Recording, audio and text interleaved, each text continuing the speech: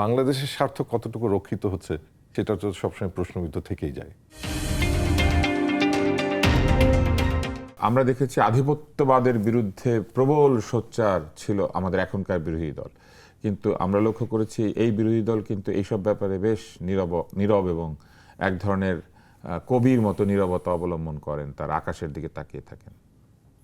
ওনাদের আধিপত্যবাদের সংজ্ঞাটা একমুখী এবং একটা প্রতিবেশী রাষ্ট্রকে ঘিরেই আধিপত্যবাদকে দেখে এবং সেখানে ওই পরিচয়বাদী রাজনীতিটাই মূল, যার ফলে ওনাদের কি তারা চুপ করে থাকেন।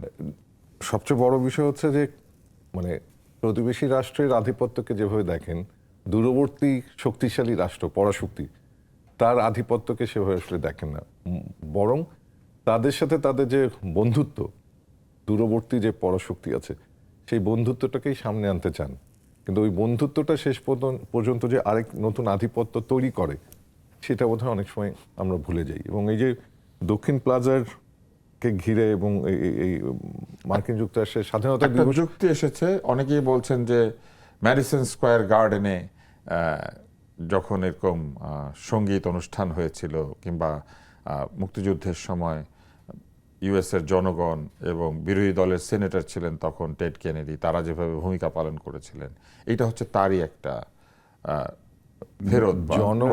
কিন্তু মেডিসিন স্কোয়ার গার্ডেন কি সরকারি কোনো স্থাপনা?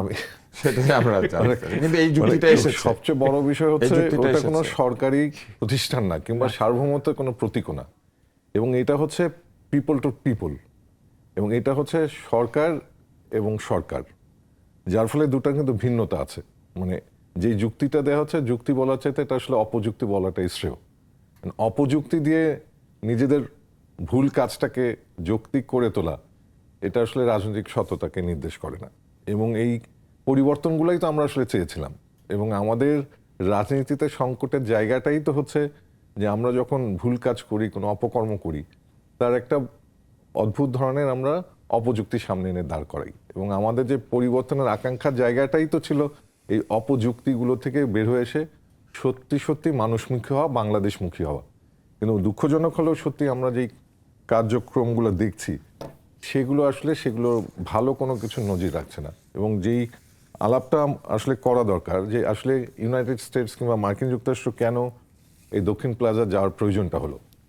এইটা হচ্ছে একটা ডিক্লাইনিং হেজিমনের যে সিমটমগুলো থাকে, যে তার পাওয়ার ডিক্লাইন করছে, পৃথিবীর অন্যান্য দেশের কাছে তার গ্রহণযোগ্যতা কমছে, তার জন্য খুব গুরুত্বপূর্ণ হয়ে যায় পারফর্মেটিভ ডিপ্লোমেসি, এবং এটা হচ্ছে সেই পারফর্মেটিভ ডিপ্লোমেসি। এবং আমাদের রাজনীতিবিদ যারা ওখানে গেছেন তাদের জন্য এই পারফর্মেটিভ ডিপ্লোমেসি গুরুত্বপূর্ণ হয়ে গেছে, যেহেতু ওনারা জনগণের উপর সম্মত আস্থা রাখতে পারছেন না, তারা মনে করছেন এই দুই পারফর্মেটিভ ডিপ্লোমেসির মধ্য দিয়ে এটা বোঝানো যে মার্কিন যুক্তরাষ্ট্র কিন্তু আমাদের সাথে।